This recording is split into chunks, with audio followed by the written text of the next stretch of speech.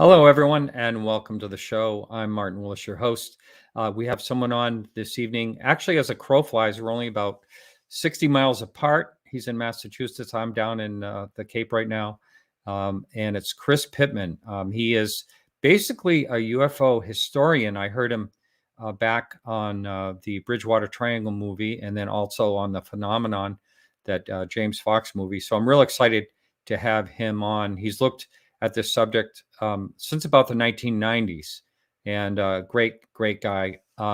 Anyway, so next week, this Thursday, actually, I'm leaving for, my friend and I are leaving for Arizona. We're going to be out at the MUFON boot camp, and next week we'll be filming, a whole bunch of us from right there. It should be a lot of fun. I think Mark D'Antonio might actually be joining us, and perhaps Matthew Roberts might be a past guest also, who lives nearby, might be joining us. And I know Alejandro shows up there now and then. I'm not sure if he's going to be there. That would be great if I could actually get him on. Just a couple of other things. This week's blog by Charles Lear. It's actually a repost, and it's we put it up for Halloween because it's the Kelly, Kentucky UFO goblins.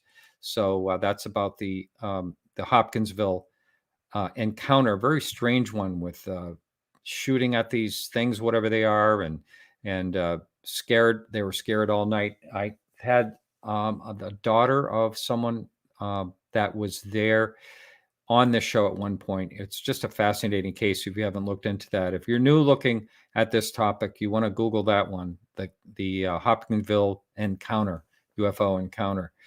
And I think that's it. I do want to thank everyone that supports the show. Anyone can do that over at podcastufo.com. And let's see, just one other thing. On November, going backwards here, November 16th, actually November 17th was 10 years ago, was my very first show number one, episode number one with Steve Bassett. He was the only one of all the people I reached out to that actually agreed to be on my first show. So I'm going to repost that on the date on November 17th, but our regular scheduled show is November 16th. And I'm going to have all kinds of guests on that. Luis Yemez is scheduled to be the guest, but we're going to have all kinds of people stop in and say hi. That's on November 6th, the 10th anniversary show. And I hope some longtime listeners call in as well on that. So for right now, I'm going to bring in the guest tonight, Chris Pittman. Welcome to the show, Chris. Whoops, I'm not hearing you, Chris. You might be muted. Uh-oh. Chris is on a phone. So try it shows that you're not muted, so I'm not really sure what happened. Whoops, he's gone. He will be back. I trust the fact that he will be back. And Bill, you might want to get ready just in case. Might have to bring you in. So that's what I love about live shows. It keeps me on my toes. I never know what's really going to happen. Chris is coming back, and we're going to try to add him right now. All right, Chris, try your mic now. Can you hear me? Yeah, I can hear you perfectly. Yes. Cool. Sorry about that. Yeah, that's fine. Thank you so much for joining us. Like I said, I've been real excited to have you on.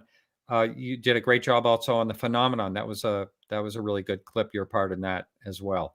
And thanks. I remember reaching out to James Fox. I said, James, can I have Chris's information? But he was just so busy at the time, I was never able to get it. So if you would, for the person that has no idea who you are, there's a few of them out there, but a lot of people know who you are. But can you give your background, basically, and what got you interested in this topic? And speaking of background, I love your background. Oh, thank you. The bunker background. Yeah. Yeah, my old stuff. So basically, I'm 42 years old. I'm from Massachusetts. I've lived in Massachusetts most of my life.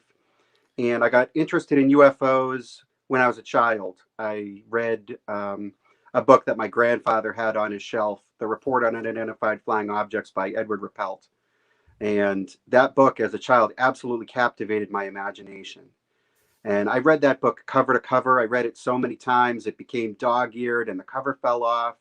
But it wasn't until I was a teenager that I really got interested in investigating UFO sightings myself. It started around 1993. I became absolutely obsessed with the idea of finding out where UFOs come from. And this was like a pre-internet era, so it was all snail mail. I joined all of the UFO study organizations that would have me as a member. And I got involved with MUFON, and I became a member and an investigator for the local chapter of MUFON. And throughout the 1990s, I investigated UFO sightings in many places in the United States and Canada, but mostly right here in New England where I live. And after doing that for a little while, I started to focus on historical cases. So stuff that happened prior to 1969 became really my focus. And then, of course, eventually I got involved with the Bridgewater Triangle, which is kind of the local anomalous area. A lot of UFO sightings and other high strangeness stuff reported there. And, it's been, I've kind of taken it from there. And it's been a lot of years of looking at spooky stories and having fun doing it. That's right. Great stuff. Now we are going to talk. I'd like to talk a lot about the Bridgewater Triangle because that's such a fascinating area and so many things happening there in the Hockomock Swamp area and all that, and many things, not just UFOs. But as far as I'm like a fan of history. I'll put it that way. And the business that I have is researching fine art and antiques that I've been doing all my life. So it kind of goes hand in glove, the two things. So I'm always fascinated in history and American history, especially. And so I'd like to start out by talking about that in particular. You have researched way back. We talking colonial encounters or anything? Is there anything that appears like it could have been an encounter in colonial times? Absolutely. That's really how I kind of came to be focused on historical sightings, because initially I was just interested in UFOs in Massachusetts in general. But as I started to dig deeper and deeper into the past, I kept finding examples of UFO sightings, accounts from the early part of the 20th century, from the 19th century, the 18th century, and even older than that, that very much were, the same as modern UFO sightings. And to me, that really captured my interest because it seemed to me like it was kind of an important piece of information in terms of understanding this phenomenon. If UFO sightings didn't really start in 1947, if they didn't start in the space age or even in the 20th century, if UFO sightings have kind of been a constant throughout all of human history, that's important to know. And I think that's an important clue. So yeah, I documented, or I guess other UFO investigators, UFO historians had found this before. I can't really take credit for it, but I had written an article about a UFO sighting that took place in Massachusetts, in Boston, actually, around 1638 or 1639. This was a sighting where there were multiple witnesses. They were in a boat. They saw a great light that they described as being in the figure of a swine that seemed to pull their boat back against the flow of the river. And then when they arrived at their destination, it was much later than they thought that it was going to be. So you've got this missing time case, this physical effects case where the UFO seems to be drawing them backwards along the river. Plus, you've got this description that it's the figure of a swine, which sounds ridiculous. But if we think about maybe a lens-shaped craft with 4 landing gear that might look like stubby pig legs, right? How would a person in 1639 describe this? And so, I had written an article about that I had published on my own UFO website back in the 1990s in the old free website, personal website days. And that article got widely republished and picked up by some other larger websites. And that kind of really sort of kickstarted a lot of the historical stuff for me, because I started to get information and contacts from other people who were looking at UFO sightings from hundreds of years ago. And it's just unbelievable how rich this story is and how much information there really is out there about UFO sightings from hundreds of years ago. and how similar they are to UFO sightings of today. Yeah, I think that's all fascinating. And I remember I had an astronomer on once, and he talked about the odds of our life being kind of at the social level we're at, and then another entity coming from somewhere else that happens to be alive at this present time. The odds are, he said, the odds are even thinner, smaller, because of, we're just a little, it's just a little tiny fraction of time, like that we're at right now, compared to what a civilization could have been developed, with intelligent life uh, millions of years ago. So that, it brings up the question of the ancient aliens. I mean, is that, I think it's very possible we could have been visited all through our development, possibly.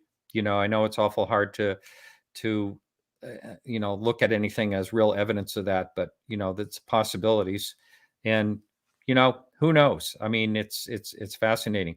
But I love these old cases, and I know that a lot of times when you read about the early cases, they are explaining what they're seeing in a fashion, whether it's a shield in the sky and things like that, because it's all, they're using it, and they're kind of, it's a thing that your mind tends to do. You try to make sense of what you're seeing, and you can only make sense of what you're seeing with things that you know about, not something totally unusual like a disc. They wouldn't know how to describe that. But Yeah. and There's this phenomenon of cultural tracking where we see UFO sightings over time. The UFOs are described in terms that are kind of unique to that culture that's describing it, or is a form that they can relate to. So back in the age of sail, you've got these descriptions of flying ships dropping anchors. And then in the last years of the 19th century, the earliest years of the 20th century, it's phantom airships. And then in our space age, it's spaceships. And there's, of course, multiple ways to look at that. Is the phenomenon, is the intelligence behind UFOs presenting itself to people in a form in which they can understand? Or is it just that people are describing these things based on their cultural framework? I don't know if there's really any way to be sure about that. Right. And that kind of goes along with the line also of when people like on the Ariel school phenomenon had talked about they're getting like a message, like a telepathy message. And it always makes you think, okay, so how would they know the language of English? Or, people in Russia, when they said that they heard messages in Russian, I mean, it's so bizarre. I mean, to try to visualize all that. And speaking of, historical times, uh, what about abductions? I mean, was there anything that you've ever read about that made it sound like it could have been like an abduction type of situation? Well, it's interesting. I have a lot of experience with people who believe that they've been, abducted by aliens, or the term that I came to use more often is experiencers. And I participated in hypnosis regression sessions where we hypnotized experiencers, and I watched them relive their experiences under hypnosis, and it was extremely frightening. I felt that what people told me, without leading them, differed in many ways, in some ways anyway, from kind of the mainstream narrative that I think a lot of people are familiar with from best-selling books and from movies. It was a lot stranger what they said. It was not a straightforward narrative about people being snatched in the night and harvesting their genetic material. There were aspects of it that were almost spiritual or metaphysical, really kind of difficult to describe. But we see echoes of that in all of human history. I mean, religious texts are often full of encounters with aliens or demons that have extremely strong parallels to what people told me when they said that they had been on board a UFO. And even the case that I just mentioned with its missing time attribute, if we looked at that case in a 21st century framework, I think we would certainly label that a so-called abduction case. there's really no end to because the nature of these experiences where people said that they were on board the UFO, they were so varied and so complex that you can find echoes of this in many other aspects of human experience, in spiritualism and seances. Um, so you almost have to draw arbitrary lines and say, okay, this certainly couldn't be the same as a UFO abduction, but this other story, maybe it could be. Right, right. We have every once in a while, I'll put up questions in the chat, and if you do want to ask a question, please, in your in chat, please do make all caps so I don't miss them. What case do you feel holds the most evidence or is the most compelling that you've come across in your research? Well, look, there's no proof of really anything that I'm talking about here. If Yeah, UFOs were proven, if there was proof for what I'm saying, um, we wouldn't call them UFOs, right? It wouldn't be unidentified. The whole subject is couched in this kind of twilight where it is a mystery. It really remains a mystery. So just to get that out there, that there is no proof. There is tons and tons and tons of evidence. This tremendous body of evidence, most of it, in recent decades, but stuff that goes back hundreds and hundreds of years. If I had to point at one story that to me is the most compelling, now I understand this isn't a proven thing, so some people may scoff at this, but I think it's the Paul Trent photos from McMinnville, Oregon in 1950. This farmer in Oregon, in a rural area long ago, took a photograph of something that is either a structured craft in the sky or it's a fake. He either faked it or it's a UFO. There's no way that the object in these photographs could be a bird or the planet Venus or an airplane or anything else that you might mistake for a spaceship in the sky. And he took the photos, he showed them to some local people, but he wasn't even like motivated really to publish these photos. A newspaper reporter heard about the photos, came to his house, looked at the photos and said, where are the negatives? And at that moment, their child was playing with the negatives sitting under a desk. It wasn't something that they deemed, yeah, there's the photo. Um, and, as far to my knowledge, there has never been any analysis of this photograph. I think the original negatives are now missing, so it limits what analysis can be done. But there's never been any analysis of this photograph that has shown it to be some kind of a fake. And Paul Trent, the photographer, went to his grave saying that it was real and that it wasn't a fake. So this is kind of where we're at with UFOs. You know, if there's going to, what even could be proof? Do they have to land and talk to newspaper reporters? If there are photographs of structured craft in our atmosphere that are not anything made by a person or not anything that we can understand, I mean, then they're real, right? And that's kind of what the McMinnville photograph means to me. If that photo is real, then UFOs are real. yeah, yep. I mean, like you said, it only takes one real UFO, and what will it take? I mean, how would you think the world, like if, say, for instance, all of a sudden there was this great sighting, there was multiple witnesses and great video and photos. Do you still think that, and the government actually came forward and said, or whatever part of the government would say, we have no idea what this is. Um, how many people do you think it would just be exactly the same? What do you think would be the proof that we would need before most of society would buy that this is otherworldly? It would almost have to be like, every city in the world had UFOs hovering in the sky that people could see. I mean, if I'll be honest with you, if our government came forward and said, all right, we've got proof of UFOs and we don't know what they are, kind of along the lines of what has been coming out lately. I'm still distrustful of that. I'm distrustful Our government, I understand that our government will use UFO hype as cover for their secret projects.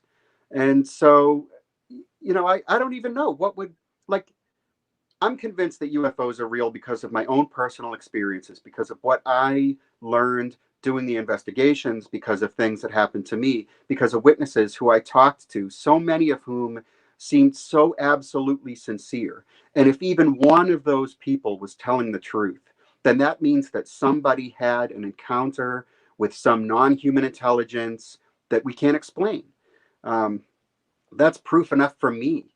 But and I do think that society in general is becoming more accepting of the fact that UFOs represent a reality, especially like I alluded to earlier with the kind of disclosures or whatever you want to call them that have been coming out. But there are always going to be people that say, well, absolutely no way. And I don't Yeah. think that's ever going to change. Yeah. I just heard Neil deGrasse Tyson again on another interview and wailing away how it has to be, software glitches and things like that. And there's always going to be those people there. Have you yourself ever had any type of UFO sighting? Well, that's a tough question for me to answer. When I was a UFO investigator actively, rather than kind of where I'm at now, which is mostly looking at it almost as a folklore perspective and collecting stories and legends, I had a lot of really weird things happen to me all the time, very many. And some of those things were seeing lights in the sky. Um, Sometimes it even got to the point where I felt like I could predict where these things were going to appear and then I could see them. I know it sounds crazy. It was really a strange time. It was a very frightening experience. But the thing is that when I was a UFO investigator, if people came to me and said, well, I saw a light in the sky and I don't think it was an airplane. I saw it at night and it moved in a way that seemed really strange to me, or it suddenly appeared or suddenly vanished. I didn't investigate those kind of cases because there are so many things in the night sky that can appear as a point source of light. Yeah. There's so many things that can be confusing or surprising if you really look at the night sky, that I didn't feel like those things really could be put in one category or another. As strange as a report of a light in the night might have sounded, I didn't feel like there was a way to absolutely rule out the possibility that it was a helicopter or a lantern that someone had set aloft or something like that. I was interested in investigating sightings of structured craft, particularly made during the day. And I never had any UFO sighting like that. I never saw anything like that myself. But I did have, I would say, almost countless experiences during the time that I was going out and investigating UFO sightings. I would go to places where UFOs had just recently been seen, and I would be watching the skies. And I saw things there. I saw things that, despite all my training as a UFO investigator, despite my understanding of how things look in the sky, I couldn't explain those things. But it's, like I say, it's very tantalizing. Again, it becomes a matter of evidence, but not proof. It's so tantalizing. Right. I had a sighting is how I got interested in this topic and doing the show. But back in September 24th, I filmed something as I was coming back from a restaurant. I'm pretty sure it's a drone, and I showed this on one of my shows before. But why not show it now? I'm going to pop it up right now.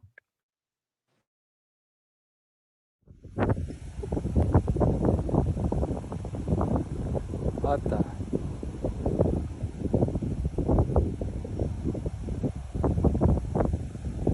All right. I see actually filming the UFO. What the heck? That's a light reflection, lens reflection, or whatever. But that's not.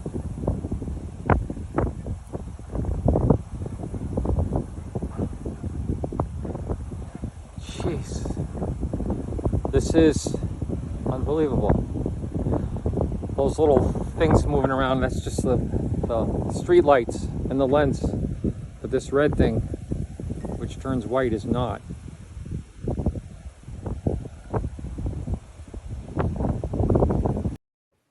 Well, it's a lot longer than that, but that's just a little clip of it. And I'm pretty much thinking that was probably a drone, but it was very windy that night, and I never saw where it landed. I ran over to where it should have. I thought it would have landed, but anyway. So when you see something like that, that's just another light in the sky, right? Well, we don't know what kind of aircraft our military are flying right now. You know, they have a tremendous black budget. We know that they have secret projects that we don't know about. There hasn't been a major disclosure of a new aircraft technology from the military in a long time, but we know that their technology has advanced past that point. So that really kind of muddies the waters, I think, nowadays, especially of UFO research. There's technology that we know about but aren't familiar with, and there's technology that we don't even know about. So to try to determine, okay, this represents an encounter with a non-human intelligence versus this represents an encounter with unfamiliar or unknown human technology, it becomes a real challenge. Right. Someone asked me the other day, and I had always heard that it was unfounded about the TR3B. Do you know anything that was never something that never really existed? Do you know anything about that by chance? I don't know. I don't know if it existed or not. I mean, we've had over the last 20, 30 years, countless stories about Project Aurora and all of these other kind of hinted at secret projects, black budget stuff. But I think there's still just a lot of question marks about this stuff. And frankly, I do believe that our government does take advantage of UFO hype in order to Yeah. give them some cover for testing these things. I agree with that. And you hear, we talked earlier about McMinnville, and it seems like the flavor of the day is triangles now. And I've had people on the show that think every single triangle is a black project, being tested or whatever. But it doesn't account for the ones that happened back in the 1970s. 1978, there was quite a triangle sighting. Lee Spiegel had an encounter, around that time as well. And so the thing that I always like to argue is, okay, so we do have these anti-gravity, let's just say we do, anti-gravity triangles, and we've had them since the 1970s. Wouldn't that be such an advantage over other countries? Why wouldn't we be using that in, say, warfare or something like that? I mean, have you ever thought about all that stuff? We could be using them in warfare, and I think we wouldn't necessarily know about it. I mean, we've seen through some leaks that have come out um, stuff that's happened in our wars that was not supposed to be how it was. I mean, and there are secrets that have been revealed, and I think there are secrets that haven't been revealed. The point that you're making about the shift towards triangular craft is definitely real. Even in the 1990s, relatively few people were telling me that they saw disc-shaped craft. I talked to a lot of people, including military pilots, other trained witnesses who saw the triangles. Of course, there are reports of triangular craft that go back for a long time, but I think any explanation of what UFOs are and represent needs to explain why in the 1950s and 60s the disc shape was so predominant, and then in the 1970s and especially in the 80s and the 90s the triangles became predominant to the point that today I think triangles are really dominant. I think that any explanation of UFO sightings has to take into account other ways that this phenomenon has changed over time as well. The reports that I see now, or that people tell me about of sightings that were relatively recent, they're different even from the 1990s sightings. In the 90s, I was investigating landing cases. I was investigating a lot of daylight structured craft cases. And we used to talk about how, oh man, if only there was some way that we could put a camera, right? If we could put a camera in everybody's pocket, then we would have so much better evidence. Maybe we would finally have proof. Well, now here we are decades later, and everybody does have a camera in their pocket. And sure, Right. there's new UFO photos and video that come out all the time, but it's not like for the most part, it's not like the structured craft sightings that I used to investigate. It's certainly not the landing type stuff. So why did that change? That's a question that I ask myself a lot. Yeah. Yeah. Well, for the record, what I saw was a perfect disc shape in 2007. I mean, it looked exactly like the old fashioned flying saucers. Maybe because I'm an antiques guy, I don't know. But anyway, that's what I saw. Here's a question that just popped up. What do you think they're here for? I always like that question and hearing Well, opinions. look, the thing about this is that this is a really difficult question for me to answer, and there's not an easy way for me to say this, and there's not a way for me to say this that's going to come across as being convincing. But I'm going to give you the honest conclusion that I came up with after years of investigating UFO sightings. I came to the conclusion that these sightings represent encounters with a non-human intelligence that's based on this planet. I didn't come up with evidence that suggested that UFOs were from space. The evidence that I was confronted with suggested that they are from here. And so, not only do I believe that they're from here, but I believe that they basically have always been here, that they have been here for as long as we have been here. And I think that they interact with human beings in a deliberate way. I think that what we might perceive as a bunch of random chance encounters actually is part of a strategy that they have. It's part of a deliberate plan that we can't really understand, that maybe we aren't equipped to understand, or that we can only guess at. But I think that their appearances to us and their interactions with us is all a part of a deliberate design, and that I think that it is negative for human beings. And so there are people in this field that I respect tremendously who totally disagree with me. And there are people who've had personal experiences that I really believe, and that I think that they have insight into this, and they believe that this is a positive thing for people. But that's not what I found, and that's not where the evidence eventually led me. So I think that UFO sightings represent a non-human intelligence based on this planet, and I think that they want to control us, and I think that they want to affect us in a negative way. As crazy as that sounds, I know.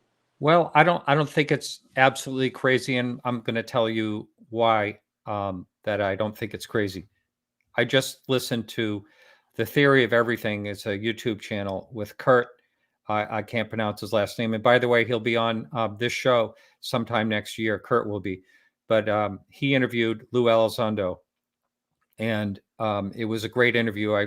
One of the best interviews I've heard of Lou Elizondo. And there was a part in there where Lou brings up what if we've always thought that we're the top of the food chain, the smartest beings on the earth. But what if the reality is that was not true?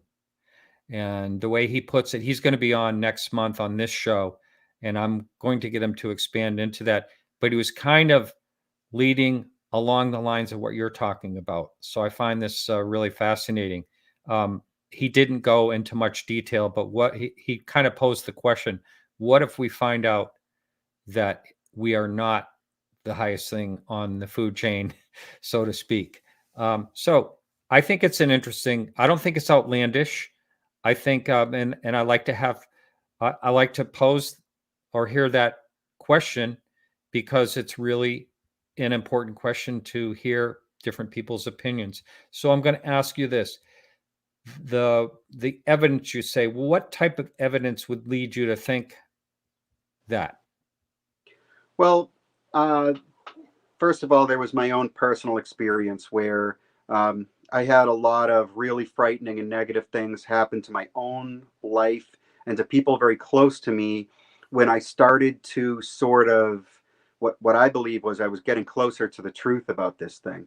During the time that I believed that UFOs were aliens from space, I did have some strange experiences, but they were more in line with I thought that the government was tapping my phone, for example. I thought that the government was taking files that disappeared out of my filing cabinet and were later replaced with photocopies. Only later did I really start to realize, okay, I don't think that our government really knows what this stuff is. And I don't think our government is bothering with intimidating a teenage boy who has joined MUFON and is subscribed to a UFO magazine. Um, when I started to kind of, I think, have a more clear picture and a better understanding of what was really going on, I started to have extremely negative things happening to me in my own life and to people around me.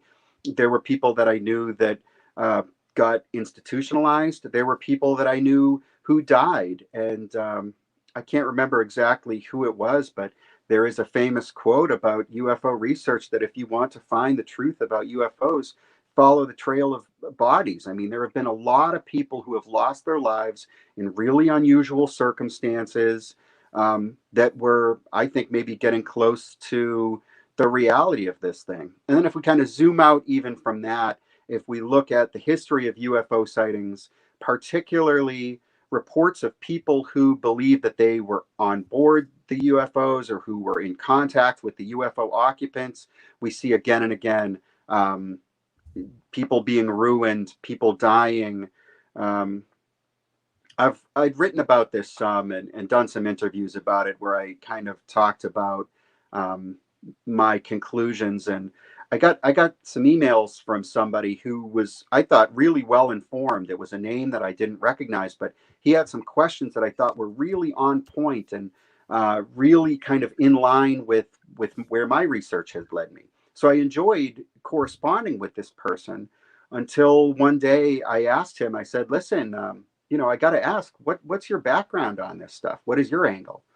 And he said, "Well, I was afraid of the day that you were going to ask me that question because the reality is that I'm a Baptist minister, and I think that UFOs are the demons that are described in the Bible, and I use material that you provide me for sermons to my congregation." And I didn't respond to his email, and I never talked to him again because that was the most ridiculous thing I'd ever heard. I personally am not a religious person. Um, and at the time, it just sounded so ridiculous. And I dismissed it out of hand as being absurd. But looking back on it years later, I'm not saying that I'm not saying that I believe that UFOs are demons, to be clear, but there are parallels there. There absolutely are. And the parallels that are there are really no less compelling than any other part of the UFO narrative, than anything about UFOs being from space. And so, um, I think that it can be very easy for I understand, I obviously am a human being. I have my own biases. Everybody does. And it can be easy to pick and choose information that fits your proposal, but I never wanted to do that. I always viewed myself as being a scientist. And objectivity was so important to me. And looking at things objectively and not trying to prove any one hypothesis or another, that's that's what I came up with. And in fact, I eventually took a pretty big step away from active UFO investigation for a long time, partially because it became too frightening for me, but also because I felt that I couldn't be objective anymore because I had to come to terms with what was happening to me and realize some of this is about me. Some of this is about things that I'm experiencing, and that really changed things for me. Wow. I do remember when I first started this, someone I was talking to said, if you look deeply into the UFO topic, it will look deeply back at you. Have you ever heard that expression? I have, and I believe that 100%. And it's really interesting because I'm not going to drop names because I don't want to speak on behalf of anybody, but there's somebody who I worked with as an investigator for years who I have tremendous respect for. And he has since moved away, and I fell out of touch with him for a long time. And more recently, I have taken a more active interest in kind of coming to grips with some of the crazy stuff that happened to me and what my life was like in those years. And so I reached out to him, and he was thrilled to hear from me. And I said, we never really talked about this. We never talked about the really strange things that happened to us. And he was like, I don't know what you're talking about. And I started to kind of list some of the really strange things that he and I had experienced together. And his response was kind of like, well, I don't remember it that way. I don't remember it at all in some cases. But I know that these things happened. I have notes from the 1990s that describe these things. There were other people that this stuff happened to. There were other people that were there and that saw this stuff. And I wonder if, because I told him, I said, I think that I became so focused on UFOs and put so much mental energy into it that I popped up on the radar of whatever this thing is. And he said, well, why didn't that happen to me? And I think that it did. But I wonder if maybe he isn't on some level not willing to admit it to himself, or he's not ready to come to grips with what that would mean. Because it is really hard. It took me a long time to make any sense of it at all in my mind. And, I think most of the people that I know who have been active in UFO investigation, they have their own stories of the time that, my phone died, or all the photographs didn't come out, or whatever it is. Everybody has these stories, and these stories add up to something. They mean something. And UFOs as space aliens doesn't give us an explanation for that kind of stuff, I don't think. Right. I talked about, or I just mentioned Lou Elizondo, another interview I listened to him talk about that a superior at the Pentagon told him that he thought that it was demonic, which is really bizarre. I mean, to hear that someone on that level would think, but I do realize a lot of people do have religious beliefs, and it's probably like the catch-all for not understanding something and being scared of something is that it's demonic. Maybe that's why it's used. That term is used. I don't know. Look, demons could represent another attempt at an explanation for what we call UFOs, or what we call aliens, or whatever it is. That aliens and demons could be two different interpretations of the same stimulus. And maybe neither of those are really right? Or maybe one or the other is more correct than the other. But I think we might just have to understand that there's no explanation for a lot of this stuff. Human beings are having experiences that I think are founded in objective reality, that are real, that they are able to remember and recount sincerely, and we don't know what it is, and I don't think we're going to know. I personally have become really disheartened. I don't think that we're ever going to have an answer for this stuff. We're, even if we talk about interdimensional or demonic, these terms are really an attempt to explain a mystery, I think, with another mystery. And in the end, it's just question marks. Something that I wanted to get in here while I'm thinking about it, something that I think is really important and that is mirrored by things that happened to me, is an experience that was related by John Keel in his book, The Mothman Prophecies. He's talking about seeing UFOs hovering up in the sky in the hills over West Virginia. And he is trying to signal to them with his flashlight. And so he signals to them in Morse code, I think the letter L, and they move to the left. And he signals to them in Morse code R, and they move to the right. So how could they understand the language? How could they understand the spelling? Morse code, it's all so ridiculous. So it occurred to him, I'm going to come up with an arbitrary code where if I shine the light in a triangle, it means go left. And if I shine it in a circle, it means go right. And he did that, and they moved. So he realized it wasn't that they understood Morse code or anything like that. It was that they were reading his mind. They were in contact with his mind. And that is, I believe, to put it in as honest and blunt terms as possible, I believe that I focused so heavily on UFOs so much that I eventually became in mental communication with whatever this intelligence is. And I think that they were trying to harm me, and I think they were trying to control me.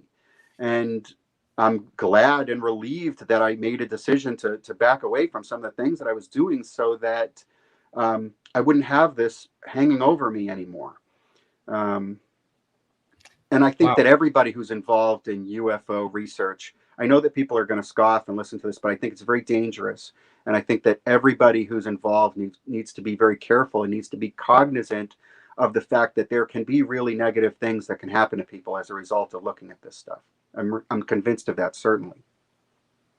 Wow. So this thought that you have that they're possibly already here, it it kind of makes me think about, I mentioned earlier about telepathy that these school children, but not only them, many people claim to have had with these entities, and that is take care of the planet. Well, if they're sharing the planet, then I mean, if they were here, then that would even make more sense. Or Michael Uh, Masters says he thinks they're, Dr. Michael Masters thinks that they're from the future. And that would make sense in that case as well, possibly. I don't know. Look, I agree with you that there are elements of their messages that can be used to try to extrapolate maybe what these things could be. But I really think that for me, looking at all of the people that have been in communication with this stuff and all of the messages that they've conveyed and how this has affected people and what the actual practical effects and ramifications have been on people from this stuff, I think that they are deceptive. I think that they're lying. And I don't take what they say at face value. I think that they want us to think that they're aliens. I think that they want us to think certain things and that they act somehow in some way that we can't understand as a control mechanism. I personally have given up on trying to understand their motivations. I think this is a metaphor that a lot of people have probably used in the past, but that of ants in an ant farm trying to guess at the motivation of the person who puts the sugar water in there. They're never going to figure it out because it's just a total other level of being that they just can't grasp. And I think that's where we're at here. Very well could be. Very well could be. But using your thought process again here, why would they need a structured craft? I think that the appearance of the structured craft is a deliberate ruse. I think that they appear in various guises, they manifest themselves in various different forms in order to get people to think one thing or another about them. We alluded earlier to the Bridgewater Triangle, which is this area in Massachusetts which has a lot of UFO sightings. It also has had a lot of Bigfoot sightings over time. And there's a lot of haunted houses there.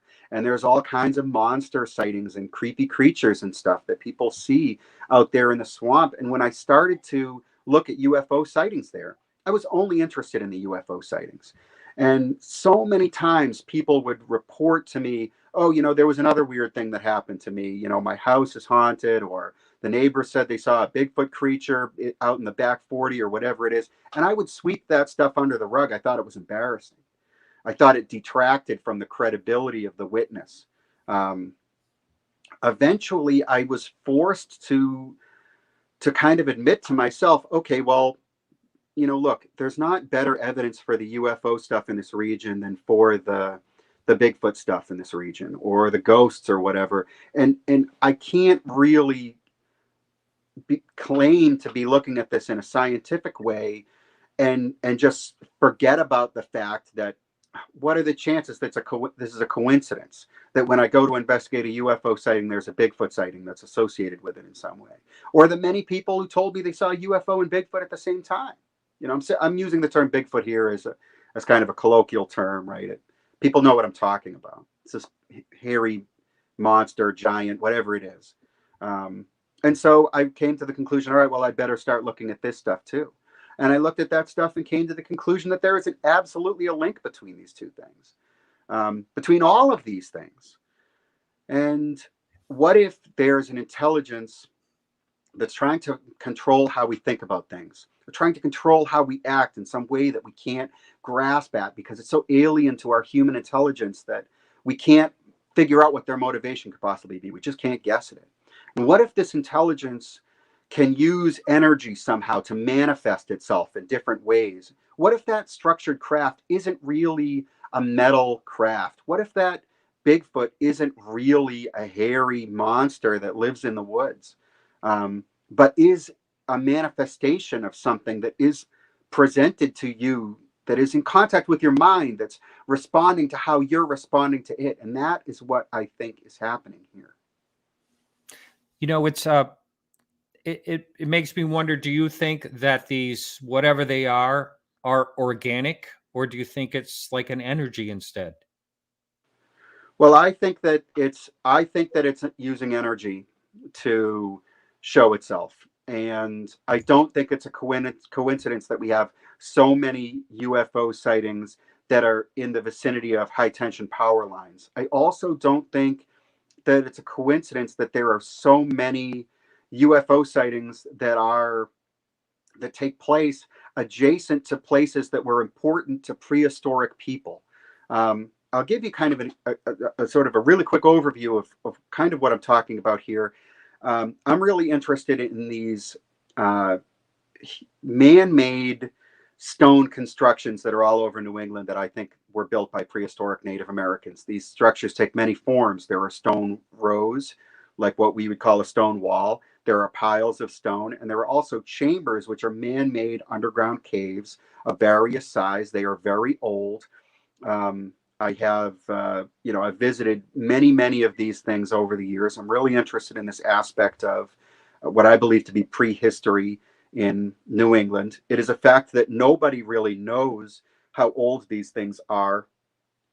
That is to say, there are archaeologists that believe all of these things date from colonial or post-colonial time. And there's not, a parallel to UFOs here is that I don't think that there is really any absolute proof that these are pre-colonial, but I think there's a tremendous amount of evidence that they are. And there are magnetic anomalies to be detected at these places. Just holding a simple compass in your hand and entering one of these structures, you can often see that compass needle start to move, sometimes really dramatically. So there's some kind of electromagnetic situation of some kind happening there that we can measure with simple instruments. And I believe that in prehistoric times, before TV, before 4G, before radio, before electricity, I'm sitting in a room right now full of electric lights and my phone. And if I had a meter, I could read all of this stuff now. Well, people in prehistoric times, they didn't have any of that energy around. But I believe that they could detect subtle changes in the Earth's energy, in the Earth's electromagnetic field, and that they chose these places to be sacred, and that they made these places into places of ritual. And then today, we see UFO sightings taking place in these places. And why? If they're aliens from space, why is there a correlation between places where they're seen and places that were important to prehistoric people? But if they're using energy to show themselves, then maybe there is something about the energy that was important to prehistoric people that can be used by this phenomenon in order to manifest itself. Or maybe prehistoric people created these constructions at their sacred sites, at places that were sacred, because they had encounters there with some kind of intelligence, like the encounters that we have there with some kind of intelligence, only in a different form. We can so much of this, there's no proof of it, and it's just all speculation. But I think, like I say, I think there's evidence for it, and that those are kind of the conclusions that I came up with. Very, very interesting. We're going to be going into break in just a second. When I was in Russia a few times and got to look at the early dolmens. They're called dolmens, and they're stone structures with a little hole in them that a body, unless it's a real, a child, couldn't really fit into them. Very curious things. And you're right about stone. They have absolutely no way to date it. The stone is 1,000,000 years old, and it's not like pottery where you can, or wood or something like that, something organic where you can get a date on it. We are ready to go into break. It's a 4-minute break. And the break is over at KGRA Radio, but I'm going to be playing a video. And this is Elton I talked to. He had a schoolyard UFO sighting in the 1960s in Oakland, California. And we're going to roll with that. So over at KGRA Radio, we'll be back in about 4 minutes.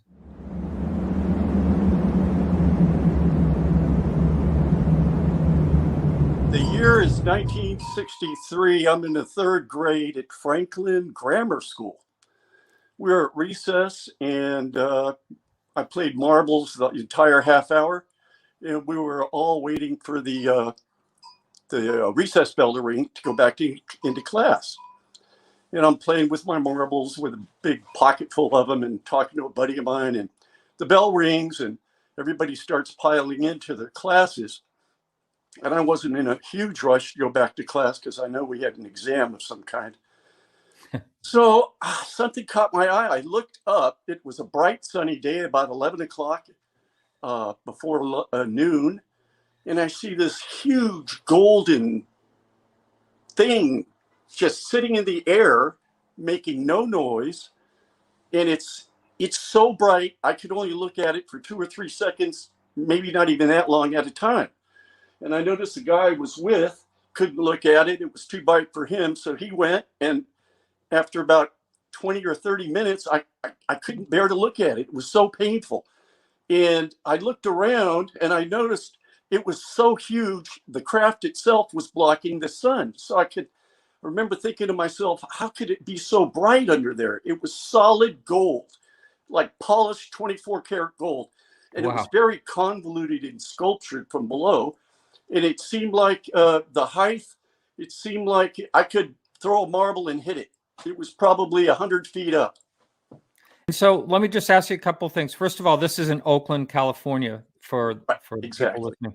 And when you saw this, you were out on the playground, you wanted to go in. How many kids would you say were out there at the time? And how many was there yelling and anything else going on? Yeah, there must have been 100 kids on the lot. And the bell rang, everybody started piling into class. And by the time I got to class, I was the only one on the pavement. Because I just couldn't believe it. It was the most beautiful thing I've ever seen in my life. There's no way in the world I could have imagined something like that. It was so bright and beautiful, but it was frustrating because I could only look at it for 2 or 3 seconds at a time. Then I had to look down and rest my eyes for a second. You know what I mean? Yeah. And did you tell teachers, your parents, or anyone? Gosh, to be honest with you, I didn't tell anybody for 4 or 5 years. And then I looked to see if I could find if there were any other sightings that year, because it was just incredible. It was just incredible. So then I said, man, this thing is frustrating. And I never felt scared because it was just sitting there. And I kept thinking, how could it possibly just sit there and not make any sounds? What's holding it up? And did you see it leave? No, I didn't. I had to get back to class because I think I might have spent 7 or 8 minutes. I was late to class. Yeah. Well, this is all really fascinating. And so we're at the end of our time, but thank you so much, Elton. I really appreciate you talking about it. And maybe we can talk about this more sometime because it really sounds I have the other sighting too I can tell you about. I don't know if I think you might have mentioned it. Yeah, we talked about it on the phone. We'll have you back on again. All right. All right. Good Take care. Thank you, Martin.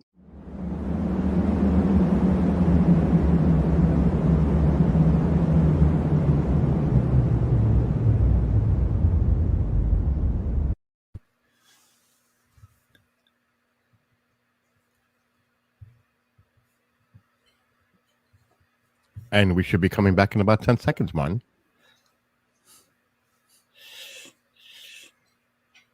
In 3, 2, 1, go. All right. Welcome back. My guest, fascinating conversation is with Chris Pittman. Welcome back, Chris. Thanks. Yeah. So this is all fascinating. That's why I like to have. I didn't know you were going to go into this direction, and I think it's very interesting. And I don't discount anything because I certainly don't believe that anyone out there really truly has an answer, and the theories are all we can really rely on. But so let's just say that it's possible whatever these things are just some type of energy, and they have ways of cloaking and ways of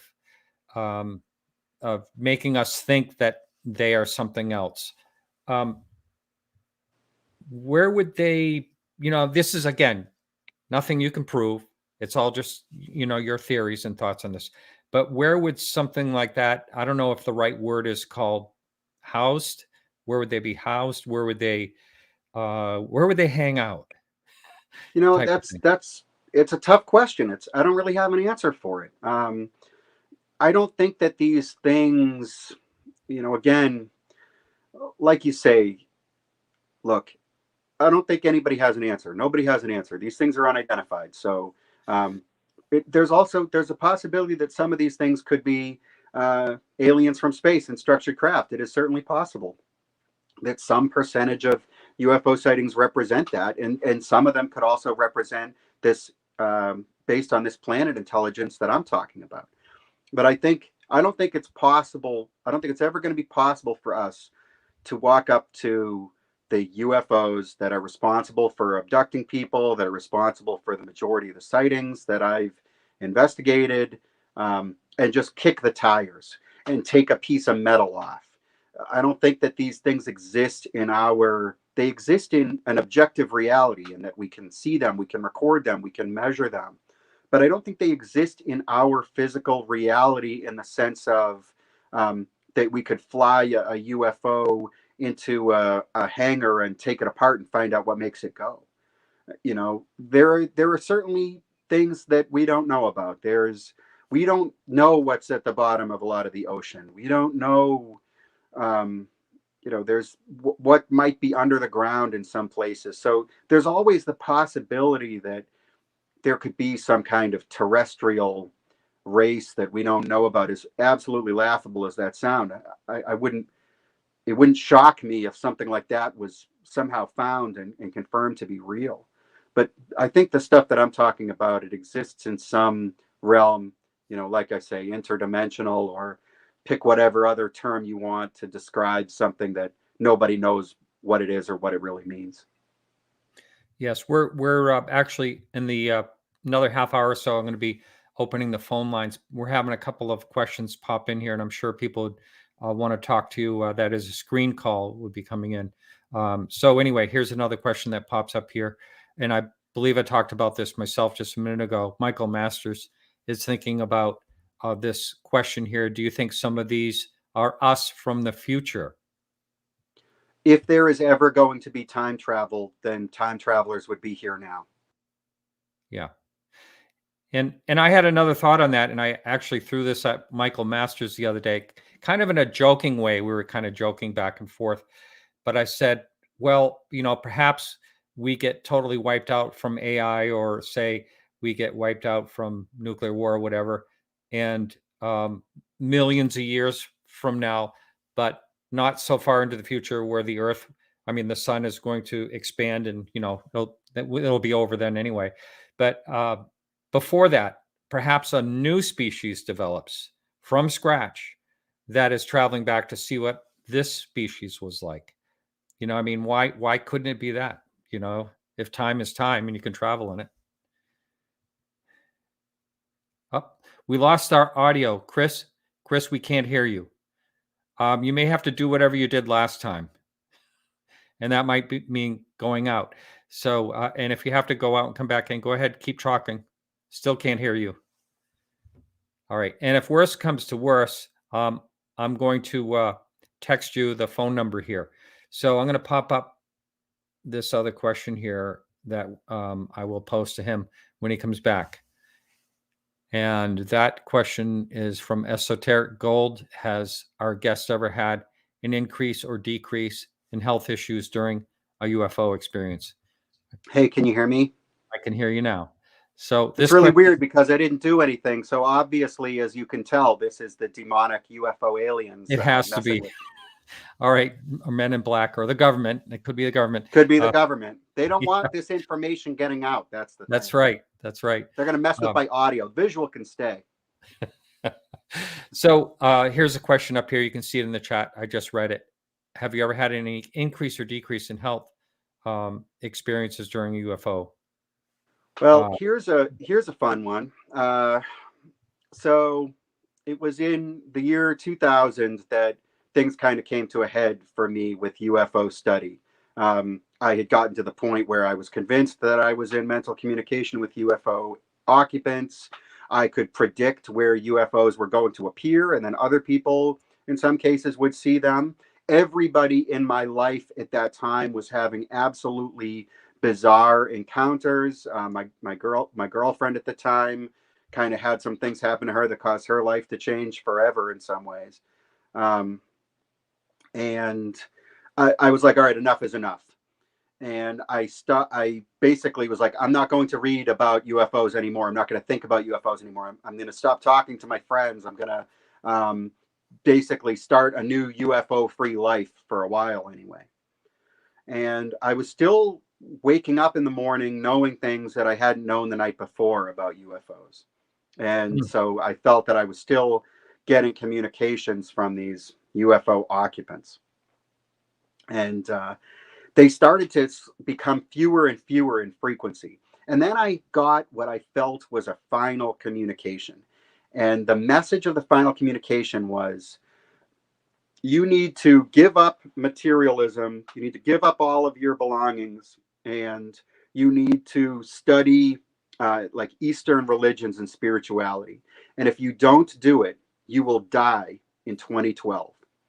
And so I thought about it, and I decided that I'm not going to give up all of my stuff, and I'm not going to jump through their hoop. I'm not going to do what they want me to do, and I'm not going to start studying Eastern religions. So be it. Maybe I'll die in 2012, right? So in 2011, I gave a lecture at a local paranormal club. People that were interested in UFOs, as well as a host of other things, some of which I think are interesting and some of which I thought were ridiculous. And at the end of my talk, some people who were in the audience wanted to talk to me. And there was a woman who identified herself as a psychic.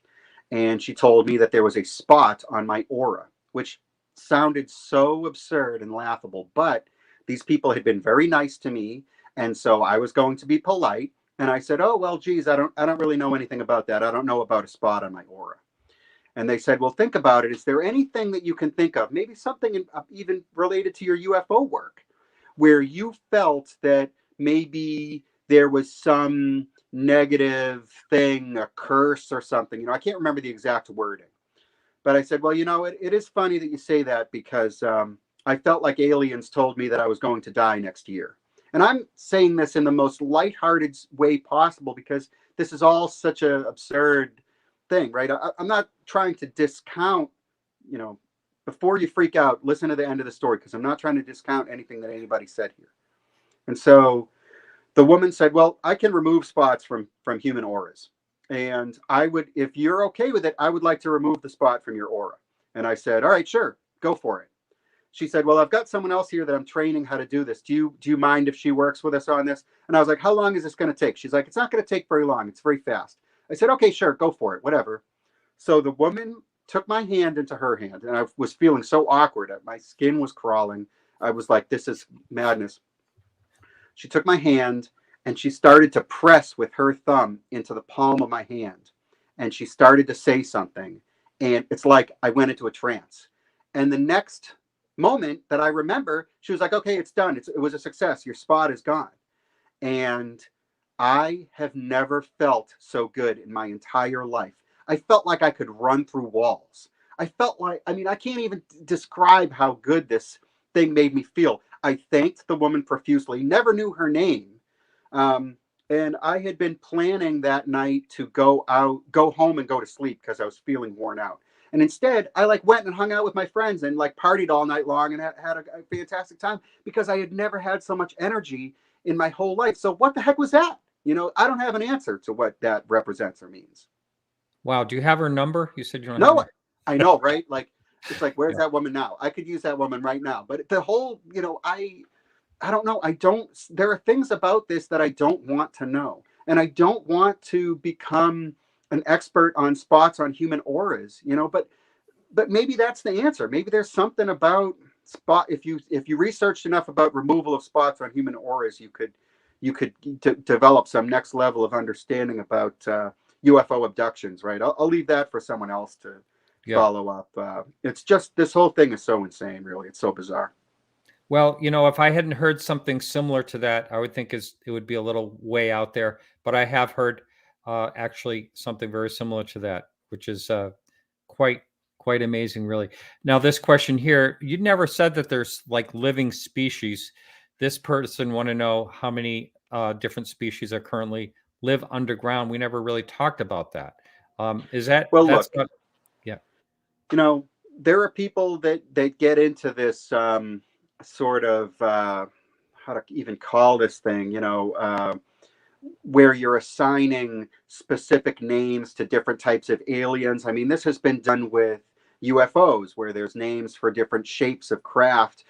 I think it's very interesting to look at stuff from the early days of what we now see kind of as formal ufology, where you had people who were getting into the taxonomy of the shapes, looking at the shapes, trying to identify similarities, basically almost trying to figure out like models of these things, the way that somebody might, if you were looking at cars in a certain area, find out what kind of cars people drive. And all of this stuff has basically, I think, resulted in more questions and answers. I don't think we know any more or less about UFOs if we can categorize these entities as grays or the mantis types or, Deros that live underground, right? The shaver mystery stuff. I mean, it's just, there's so much lore, and the lore can be fun. I enjoy talking about this stuff and I enjoy thinking about it. But at some point, you have to ask yourself, or you have to ask, I guess, in general, what's the reality here? What is real? What is really going on? And once you enter that realm, the all of the neatly tied up answers just vanish, and you're just left with questions. Yeah. I think sometimes we don't know the right questions to ask. Here's an interesting question. I also thought about this too. There has been talk about crash retrieval, even at the upper level, supposedly people have been talking about that. But that's just kind of another thing along the line here. But what about, let's see, Belinda wanted to know, what about the high level of radioactivity emerging from UFOs at the landing sites?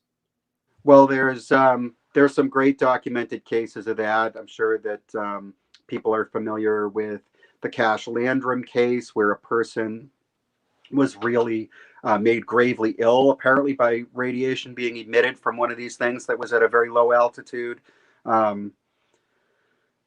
Then again, there are a lot of great UFO landing cases where there was no radioactivity reported. So, are some of these things spacecraft with aliens in them that maybe use a radioactive propulsion, and then maybe, or are some of these things government craft that have radiation traces left behind? Unfortunately, it would be great if we could make this strong link, a one-to-one link, where every time there's a UFO on the ground, every time a person gets within a certain number of feet of a landed UFO, there's radiation effects. But that's not really how it works. So, so it's again, there's evidence there, and I certainly think that the radiation that's been detected in some of these high-profile cases is a very strong indicator that there's something going on here, strong evidence. But it's not necessarily proof of any one theory or another. It's just another clue that maybe doesn't really lead us to a final answer. Yes, I agree on that. So let's jump right into the Bridgewater Triangle. And for the person that has never heard of it, can you explain the geographical area? And then we'll get into what happens, what people are claiming. We touched on it a little bit, but I'd like to talk on that more if we can. Okay. Basically, the Bridgewater Triangle is an area of southeastern Massachusetts that was rather strictly defined by Loren Coleman around 1978 as an area of several hundred square miles between certain towns. But I'm just going to kind of say honestly, like, I appreciate that Lauren Coleman gave a name to this thing, and I appreciate that he created some boundaries, but I don't necessarily think that the boundaries that he drew are really the boundaries of the area that we're talking about. So I would kind of like to sort of get away from that definition and sort of propose my own definition, that the Bridgewater Triangle is an area of southeastern Massachusetts that centers around a place called the Hockomock Swamp and radiates out from there. The Hockomock Swamp is this massive, massive wilderness area that's really kind of unique. It's the largest, one of the largest swamps of its kind in the entire northeastern part of the United States. One of very few places in Massachusetts where there are still old growth trees, simply because people were never able really to get in there with machinery to cut them down. It's got billions and billions of gallons of water flowing through it. It's this really important wilderness area, this diverse ecological place, and it's also sort of ground zero for all kinds of really weird stories where, you know, as mentioned, the UFO stuff, Bigfoot, ghosts, people seeing aliens, people you know, having every kind of strange encounter that you can think of, satanic cults and cattle mutilations, and you know, the whole gamut of weird experience that people can have. Yeah, you can see here a map that kind of shows where it is in Massachusetts in general, but I think there are areas that are adjacent to those triangular boundaries that have a very high level of paranormal activity, and other areas that are within them that have a very low level. And to be clear for people, this is an area that outside of the Hockomock Swamp, there are rural areas, but there's a city of Taunton in there. There's very densely built up suburban areas, and there's a lot of people that live there. And so it's not like you can just go there and suddenly you're in some kind of TV show, Twilight Zone, where you know, Bigfoot is chasing you and there's lights in the sky, you know. But there is this body of sighting reports that have taken place over time. There's definitely something going on there. I'm convinced of it. Right. I do remember wasn't the police involved in like investigating satanic rituals there? There was one police officer in particular, Alan Alves, who kind of specialized in investigating satanic stuff. I think that's a very complex story, the satanic stuff in particular, where you had probably like real Satanists who were maybe harmless, active in there in the 1980s, and then you maybe had some very dangerous people and criminals that were maybe adjacent to the satanic stuff. There was also the whole satanic panic of the 80s, which I think we now realize that some of what people were afraid of with regard to Satanism at that time wasn't real, but some of it was. And certainly there were murders that took place in that area, and there's somebody who's in prison even today. It's a very complex story. Right. And am I confusing this place where there were lights that were seen like on a path or something? Was that also in the Bridgewater Oh, Triangle? absolutely. There are, I think you're probably thinking of a scene in the Bridgewater Triangle documentary where a witness describes seeing sort of these orbs That's it. Yeah. over a bridge in Bridgewater. But there are so many of these lights stories. There are so many of these orbs stories, these phantom glowing lights, very commonly reported in this region. And, you know, again, the area where in the Bridgewater Triangle documentary where that witness reported seeing those orbs, I had somebody report to me relatively recently seeing a structured craft type UFO right in that same area. You know, so additionally, there were sightings of Bigfoot type creatures right across the street from there. So you've got this area that is smaller than a city block, where around the same time, in the same span of years, not on the same day or in the same week, but in the same years, you could have a structured craft type UFO sightings, or more than one. Sightings of these orbs, glowing lights close to the surface of the ground, seen at close range, and then people seeing Bigfoot creatures. So it's like, what is going on here? Yeah, from what I understand, it's like the heaviest area for the so-called Bigfoot sightings. Yeah, Right in there are some other Massachusetts, I areas mean. in Massachusetts and elsewhere in New England where people say that they see these things, but there certainly has been a very dense concentration of Bigfoot type sightings in the Bridgewater Triangle, dating back to the early 1970s and probably older than that as well. Earlier, you mentioned that near these stone structures, like there's that one. I'm trying to think where it is in Massachusetts. That's could be very early. There's a lot going on in that one, underground little like stone structures and things. What's it called? You're thinking about the stone chamber in Yeah, uh, it's in Upton, Stonehenge, Massachusetts? New England Stonehenge, I think they call it, or something Oh, like that. America's Stonehenge in North Salem, New Oh, it's in Hampshire. New Hampshire. Yeah, it's just over the line. Yeah, yeah. That place is great. I would encourage people to go there and check it out. That's actually how I kind of got interested in this subject when I was a child. I watched an episode of the 1970s TV show In Search Of that talked about America's Stonehenge, and I went there when I was a teenager. Was absolutely fascinated about it.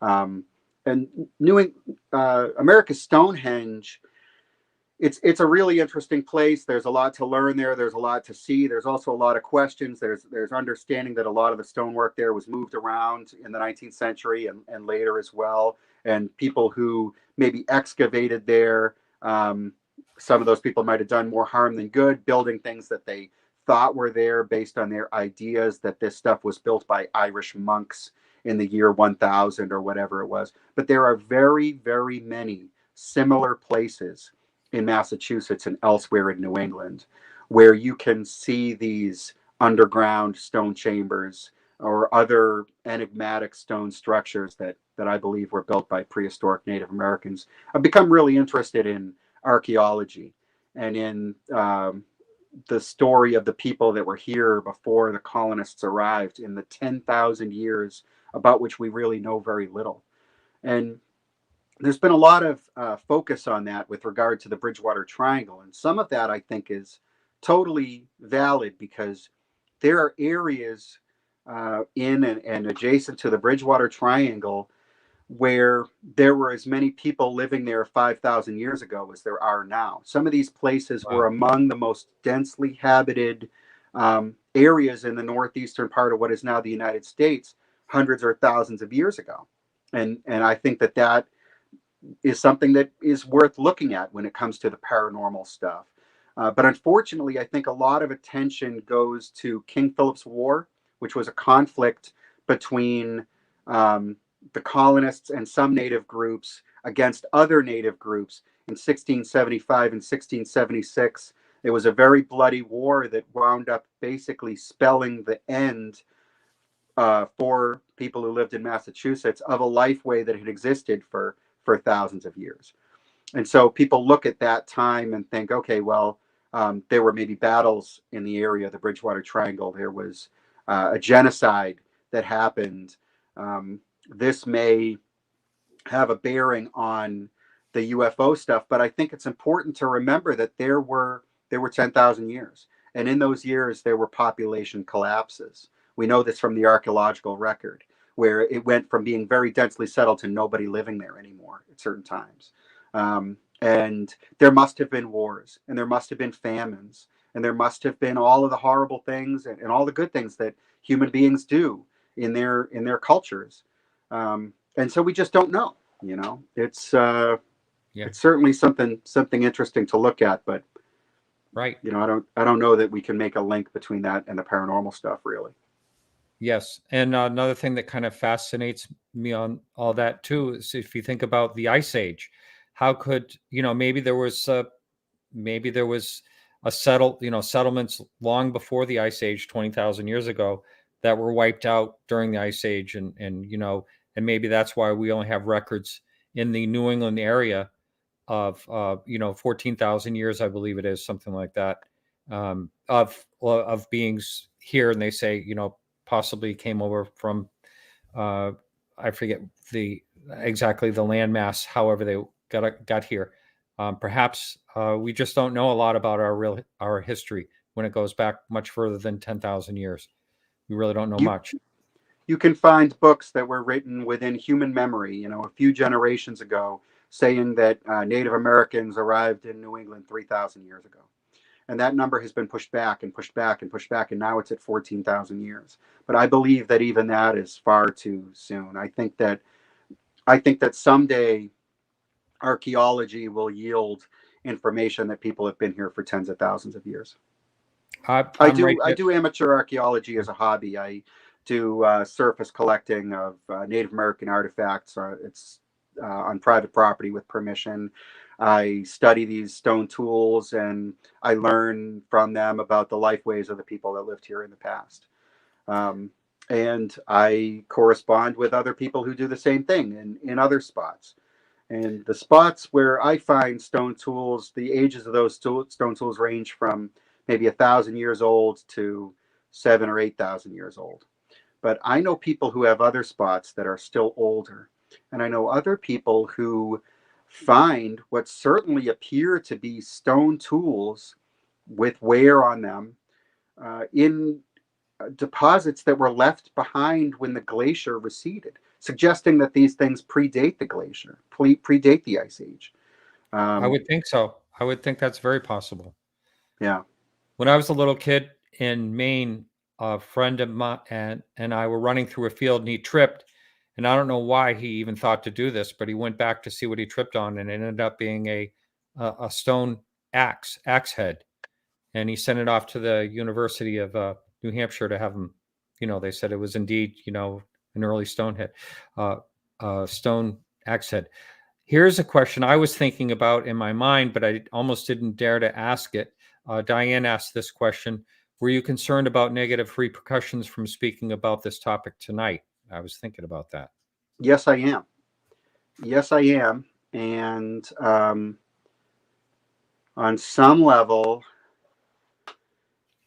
I'm concerned about negative repercussions for you and for everybody listening to this, because there have been absolutely times when I have confided in people years ago about things that happened to me, and then the next day a phone call from them and they'd say, "Hey, Chris, you're never going to believe what happened to me last night, but I felt like there was something in my room," or something like that. And I'm not talking about people that I knew who were prone to flights of fancy. I'm talking about like people that I knew who viewed themselves as macho, masculine figures who expressed fear after something happened to them, after I talked to them about this. And it is a fact that I didn't talk about this with anybody for a span of close to 10 years of my life. There was a time when I just swore off talking about this stuff altogether. But eventually I finally sort of came up with that. Okay, well, if I just look at this stuff as sort of a folklore stuff, if I just collect these stories, I can still participate in all of this. I can still speculate about this with people and, enjoy the aspects of this that I enjoy, the what if aspects. And, but I am leery about discussing the reality of my findings. And certainly I could come on a program like this and you and I could just have a talk about aliens, ancient aliens, are they real, or like stuff I've done on TV before. I like all that stuff. It's fun, but I had kind of resolved when you asked me to come on the podcast that if I was going to come on, I was going to be honest and tell people what my conclusions are. And people are free to totally dismiss everything that I'm saying, and it doesn't hurt my feelings at all because I can't prove any of it, and I know how crazy it sounds. But that is, for people out there who I think are really trying to get some insight into this is the insight that I can maybe provide, or at least give people something to think about, or an alley to look at. But like I say, be careful. It is dangerous. It is negative. It is harmful. I don't think that there is going to be an answer. And the closer you get to whatever it is, the more danger you're in. Yeah. Well, we're going to stay in touch. Okay. Sure. I want to let me know. Yeah. I definitely will. The lines are open and Bill is standing by to screen your call And remember, when you call in, you have to mute your media, whatever you're listening to this show on. That number is up on the screen. It's 855-472-5483. I see Dave's in the chat. Hi, Dave. Thanks for doing that. So yeah, Bill is standing by. So the line is open, and I'm sure we should get some calls after all these messages came in. And no, this whole thing is fascinating. This whole thing about your thoughts on it. And I love archaeology myself too. I mean, this is I might want to hang out with you, and maybe we'll both get run over or something by Look, men in black. where you live, there's a lot of stuff to study and to find, and we could go out and look at that stuff, certainly. Now, isn't there a tower? Did I hear about a tower somewhere? Stone Tower. In Newport, maybe? That's right. That's in Newport. I think that probably was built in the 17th century. But okay. That's another one of these. There are so many of these, and this is kind of tangential to the UFO stuff, right? But there are so many enigmas with stonework in Massachusetts. And when I took a big step back away from UFO investigation because it had become too frightening, I really dove headfirst into the archaeological mystery stuff. It had kind of the mysterious aspect that UFOs had. It had maybe the promise of finding out something that no one else had been able to find out. But a big difference was that a stone chamber was still going to be there the next day, and the UFO stuff didn't have that kind of repeatability, right? Right, fleeting. That's the main problem. It has been all along. We have John from New Mexico is on the line. John, you are live on the air. Hi, how are you? Hi, welcome to the show. Hey, it's an honor to speak with you and talk with you guys, and I'm pretty excited. I've been watching your show and listening to it a lot, and I'm all about it. Thank you. I have a question for our guest tonight. Yeah, it's hopefully it has something to do with what you were just talking about. What do you think about underground bases? Well, that's a good question, and I wouldn't rule out the possibility of something like an underground base.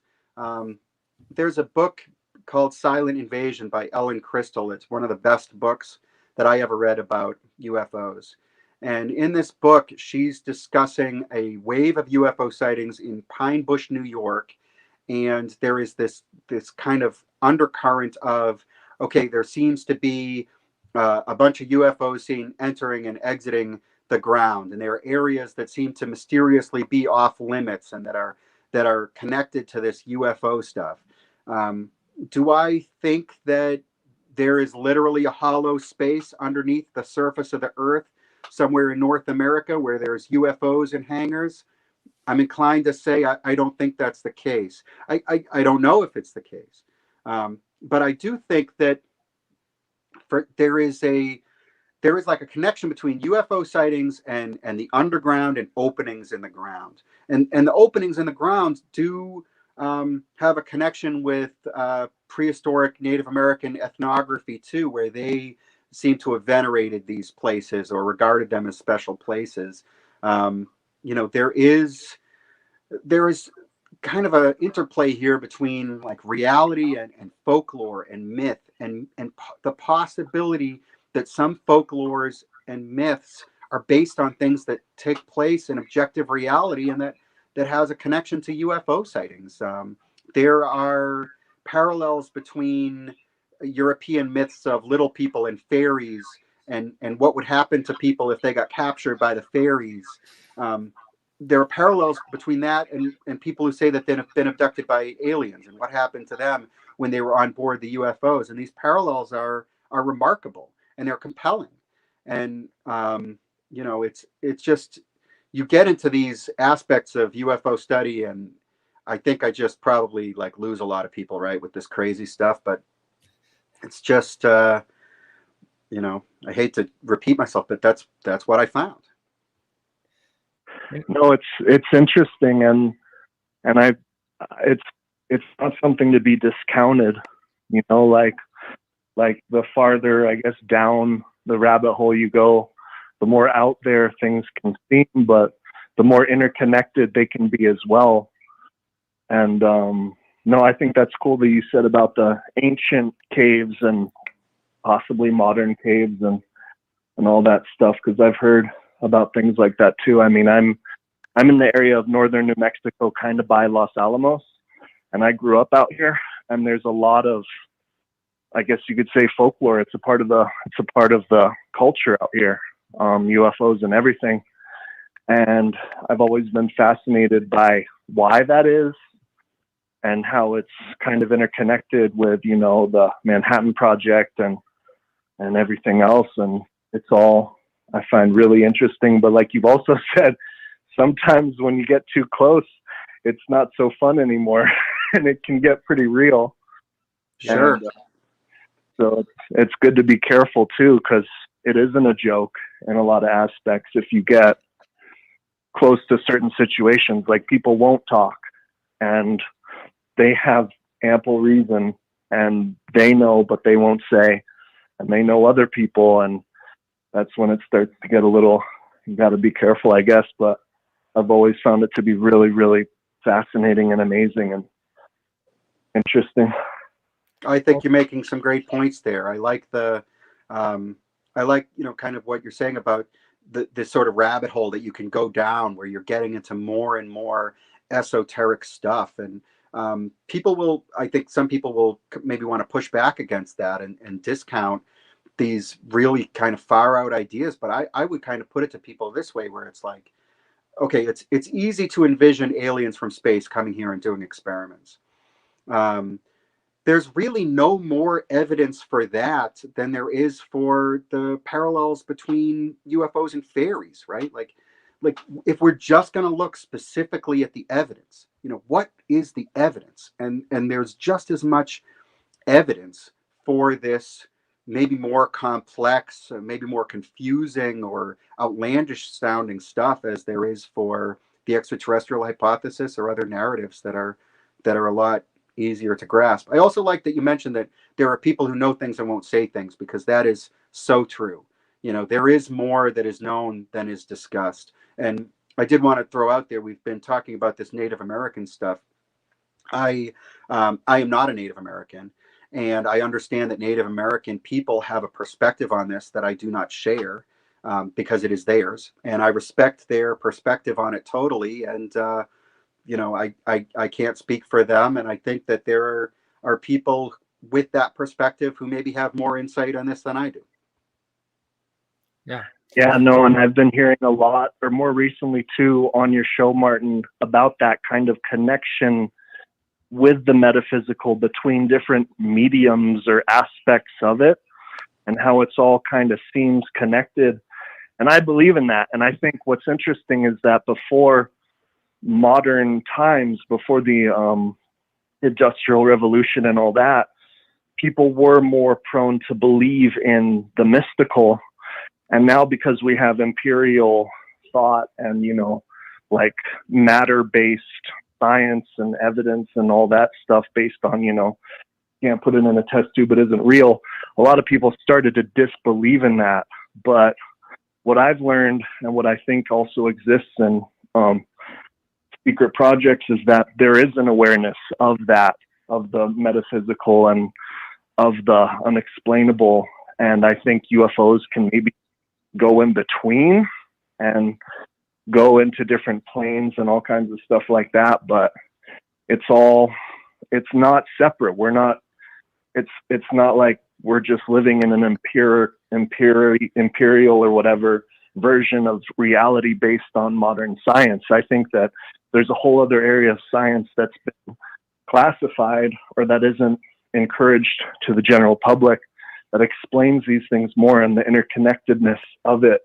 And people that do the research will find that there is a relation between these things. And maybe that's why these myths have always existed. And older cultures accepted it more.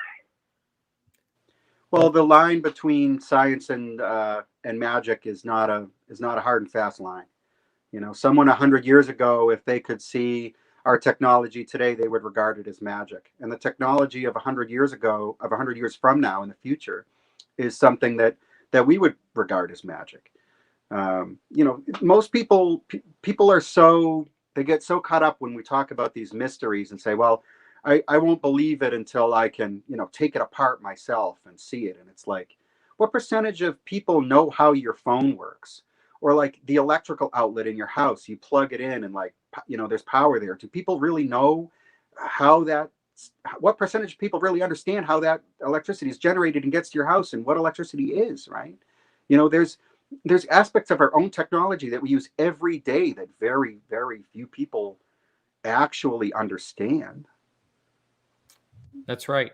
John, thank you so much for the call. I actually lived out in Los Alamos for about 6 months years ago, and I used to like to go out to Bandelier, and also I was very fascinated with the cliff dwellings. And there's some I think there's some paintings up in some of those cliff dwellings. Is that right, John? John is gone. Well, thank you for the call, John. The line is still open now, and that phone number is right up on the screen, 855-472-5483. He was talking about underground, but the ocean is 70 water is 70% of this planet. It seems like if these things can go in between mediums and they actually need to hide, maybe they don't need to hide, but maybe that is a place for them. But before I get going in any other tangent here, we have Spencer. Spencer is calling from North Carolina. Spencer, you're live on the air. Welcome to the show. Spencer? Yes. Yes, you are live on the show. Hey, how are you? I just had a question about with all the UFO topics and videos coming out. We haven't heard anything else about it. I was curious to see what your guest thinks will come from the UFO videos, or if there's anything else coming in the media, and why has it not been talked about more? Well, to be honest, I don't think there's got to be more that comes out. And look, I have seen the reports that have come out and the videos and the eyewitness testimony. I think all of us interested in the subject have seen this stuff. And I am a little bit skeptical about it. I can't help but notice that all of these high-profile witnesses are government and military people. And I understand that there are a lot of military people who are trained observers who are totally credible. And I talked to a lot of military witnesses during my time as a UFO investigator. But when all of the information is coming from the government and military, it kind of gives me pause. My social media feed, I've got a lot of friends on Facebook. I follow a lot of people on Instagram, and that stuff isn't really full of great new UFO photos and video at all. Most of my friends are posting about what they had for dinner, or concerns about COVID. They're not sharing their UFO videos. I don't really think we're living in a situation where everybody is seeing this stuff all the time. I think that the government uses disinformation to conceal. I think they deliberately propagate disinformation about UFOs as part of a way to conceal what they are doing. And I think if UFO sightings did wane, if the UFO hype and interest was flagging, I wouldn't put it past them to make something up to keep it going. So, I just really don't know. And of course, the future could prove me wrong. There could be some kind of crazy disclosure tomorrow that takes everybody by surprise. I certainly didn't predict the wave of kind of progressive releases that we've seen in recent months and years. But I feel maybe they feel like they've stoked the flames enough, and maybe they'll sit back for a while and let us all dissect and debate these sightings and videos and stuff until it's time to throw us another bone. Well, that may very well be the case. And thank you very much for the call, Spencer. We have another call waiting, Dan from Costa Rica. I'm going to pull them up in just a second. But supposedly there's a 23-minute video coming out and I'm going to grill Lou Elizondo when I have him on the show. He knows about that, and supposedly there's several craft and all that stuff, which is fascinating. I hope we do get to see that. For right now, though, we have Dan on the line from Costa Rica. Dan, you are live on the air. Hey, Chris, it's Crappy Dan from Long Beach, Clip 45 crew. Awesome. Great to hear from you, man. How are you? Awesome. Good, man. I'm watching you live here. Thanks. Super cool. I can see your face. So Thanks, my question is for you. What's your take on Atlantis and the Lemurians? That's a good question. This kind of goes into sort of what I was talking about earlier with regard to myth and folklore, and myth and folklore having a basis in fact, in historical fact. There is no doubt that there is archaeological evidence under the surface of the ocean that pertains to cities and civilizations that we don't know anything about. And in the ancient world, Atlantis was chronicled no differently from the other great empires that we now know where they were, and know, we can dig up their cities and we can go to a museum and see their art. And Atlantis is this, I don't know how many times some TV documentary has come out and it's like Atlantis revealed. We found this underground city or underwater city that was destroyed by a tsunami, or we believe that we found in this desert somewhere these faint vestiges of some great city that was abandoned because of some cataclysm. And who knows, though? There is no definitive answer, and I'm not sure that there ever will be, because with regard to human history, there's just so much of it that we just won't know anything about. And the Lemurians, I kind of put them in a category of these kind of folkloric beings, like I mentioned earlier, the Shaver mystery and the Diros, which is something that I really kind of like to talk about, where there's a lot of stories and a lot of legends and a lot of folklore, and then there's this tantalizing sort of possibility that some of this stuff represents real encounters, that some of this stuff is real, where you might find parallels between stories of people who never could have heard each other's stories, but who yet came up with something, said something happened to them, some detail that seems oddly specific that is shared among these stories. And I think it's really interesting. But it's a rabbit hole, you really can get kind of sucked into this stuff, and there's never going to be a real answer. Right. And the discoveries in Antarctica. I mean, I think I think there's a lot to find out about Antarctica. There's maps that seem to show Antarctica under the ice, things that no human could have known. I think, to put it in the most simple terms possible, I am convinced, regardless of aliens, regardless of anything else, I am convinced that there is a tremendous amount of human history that we would be shocked if we knew. And I think that there are a lot of things that we think of as modern that were discovered in prehistoric times, and that maybe were widely known about in prehistoric times, and we just don't realize, because so much has been lost, so much wasn't written down, or is under the ocean or underground somewhere. Great stuff. 1000%. Chris, you're awesome. Thank you for what you do. It's good talking to you, man. Good to talk to you, man. Thank you for calling. Yeah, thanks for calling in.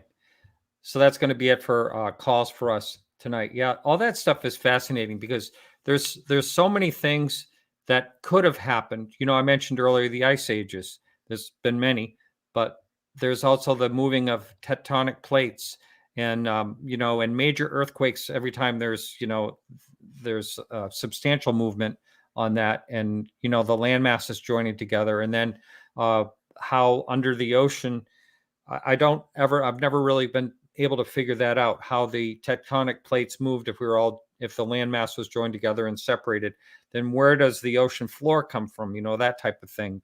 Is it all just churned up like like a rototiller, churning the garden. I mean, But we're talking about billions of years, geologic time. We can't even grasp it. right. It's beyond our ability to understand. There was a story that you might have seen in archaeology in the last month or two about fossilized human footprints that were found in Mexico that were dated much, much earlier than we had previously believed. And Right. this stuff is just the tip of the iceberg. The more we investigate, the further back this number gets. And I think someday even our most basic ideas about where human beings came from will be challenged.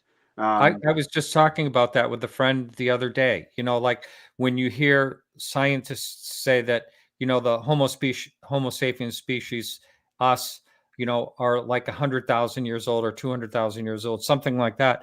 To me, that makes me wonder a lot of things, like evolution, how things could develop so quickly to become our species. And, it's all baffling. And I think you're right. I think we will know a lot more someday. And I think, there's always going to be hesitancy to rewrite history books, from the human development. There's always going to be, people fighting anything that's discovered is what I'm saying. Unfortunately, there'll be part of science that's not how science is supposed to work, but that's how it actually can. The people adopt ideas in sets, and the science is very sticky, and it takes so much to overturn these orthodoxies. I mean, when you really start to look at some of the fossil record for human ancestors and for primates in North America, for example, where you've got millions of years of time represented by a single fossil fragment, a tooth or part of a cranium, it's like, I think there's a tremendous amount of hubris in thinking that we know all about it, that these things are all answered and we figured it all out. I don't think we're there at all. And we do, by the way, we do have amnesia. Very, we really don't, things don't seem to carry forward very far. You look at your own ancestry, how much do you know about your great grandfather, that type of thing. We really don't carry along, thank goodness there's documentation now, but prior to books and things like that, there were a lot of stories that were never carried forward. And that's part of why I got into the historical UFO cases, because I think that there's so much material there and it's so important, and so little of it is kind of accessible.